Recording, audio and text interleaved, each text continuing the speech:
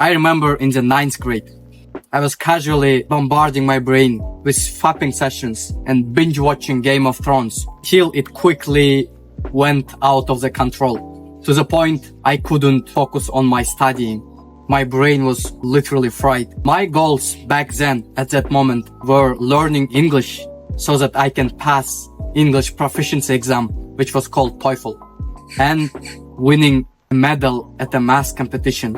Bronze medal would be enough. I needed these two things in order for me to get a scholarship in some prestigious university abroad, not in my home country. I wanted desperately to leave my home country because the education there is quite poor, quality is terrible, and pay in my country is basically shit. So I desperately wanted to get my focus back because now I couldn't focus. It was too excruciating. Even 1 hour of studying was too boring.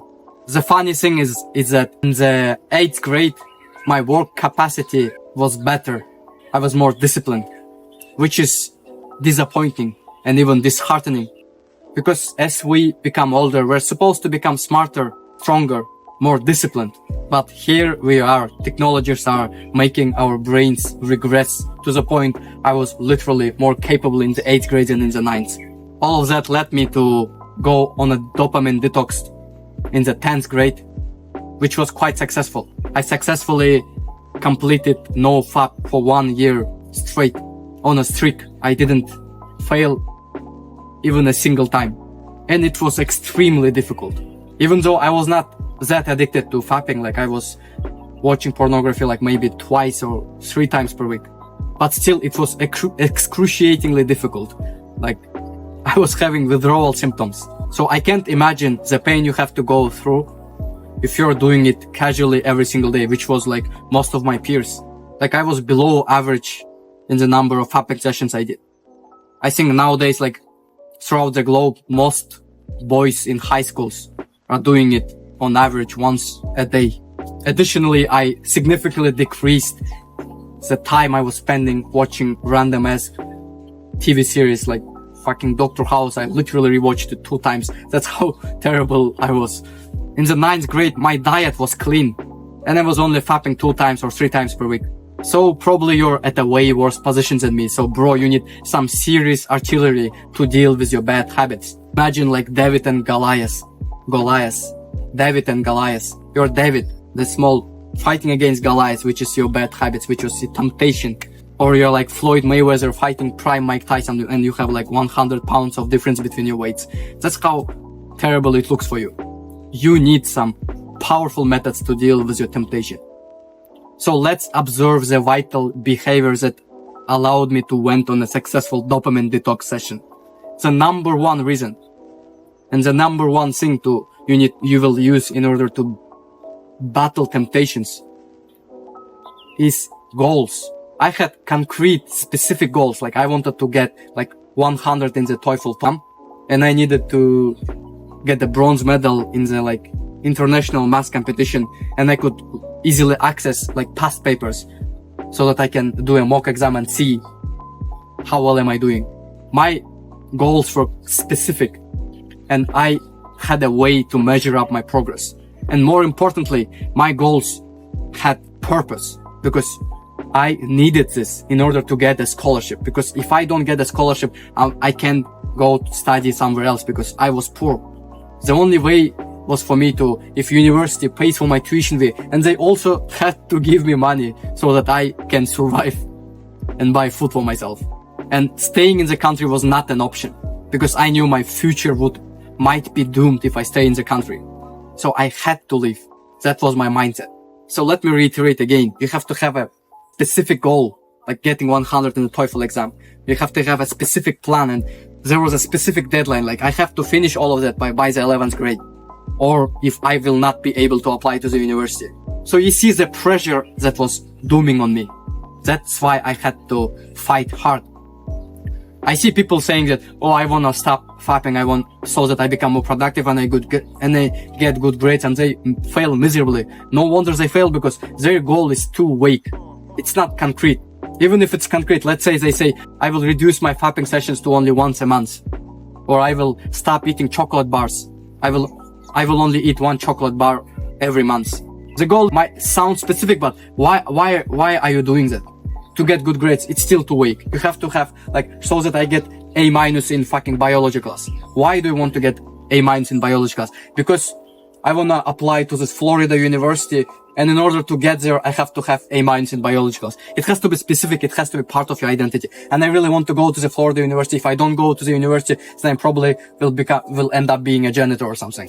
So you need goals that will make you go on a no-fap streak. I felt horrible. I nearly died, but I felt like nearly dying, but I did it easily because my goal was outweighing the costs. Even though I was undisciplined, I had zero willpower, but I knew that I just have to go to university. That's why somehow I was able to beat the odds.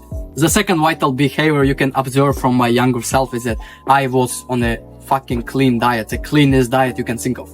The reason was that I didn't have any money to buy junk food, so I was forced to eat free food at the cafeteria. It's a school cafeteria, which was basically vegetable soups without any sugar, without any fats, and like a bowl of rice. That was it.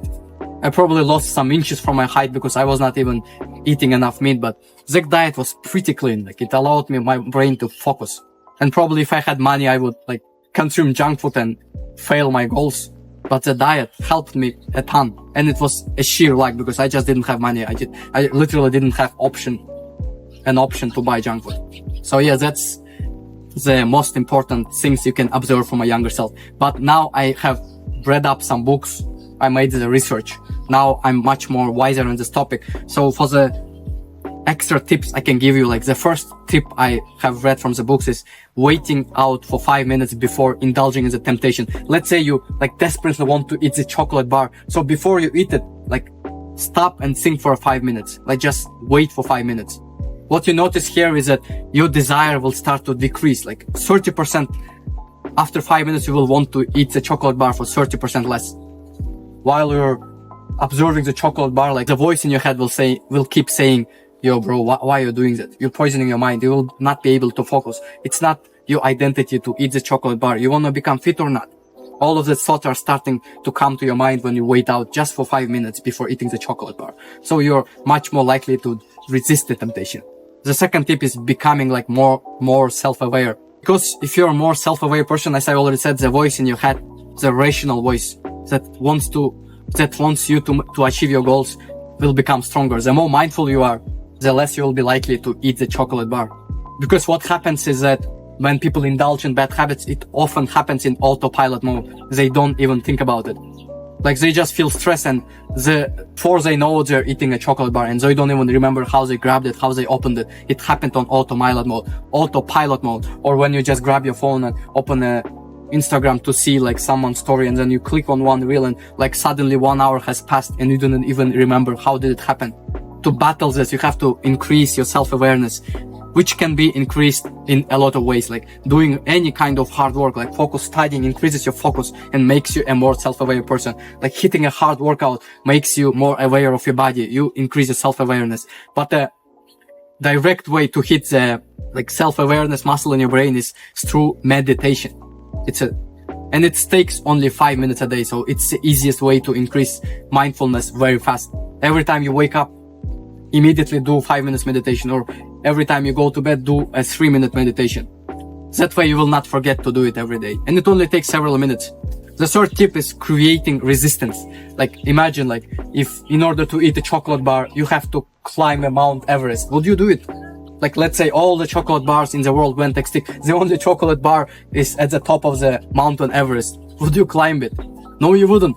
Because the cost, the work to get to the top of the Everest is too high. Like it's not worth it. You can follow the similar pattern and create artificial resilience to eating a chocolate bar. Now, let's say every time you make a bite of chocolate bar, you have to do 10 push-ups. That way you are creating resilience. You're increasing the cost of eating the chocolate bar. So next time your mind will think twice before eating the chocolate bar, because it knows that you will have to do like 50 push-ups because of eating this chocolate bar. All of these tips are great, but the most important, as I already said, is setting a goal. because like in the 9th grade, I didn't have any knowledge about dopamine, about all of that, but I was still able to resist the temptations because I had clear goal in my mind and I was working towards it. I could write a TOEFL mock exam and I see that my score is like 70 and I need 100. So I'm like, damn, I need 30 more points and I only have 1 year left. I better not fucking fap. I better not watch a TV show. I better increase my focus. Stay strong and increase your focus.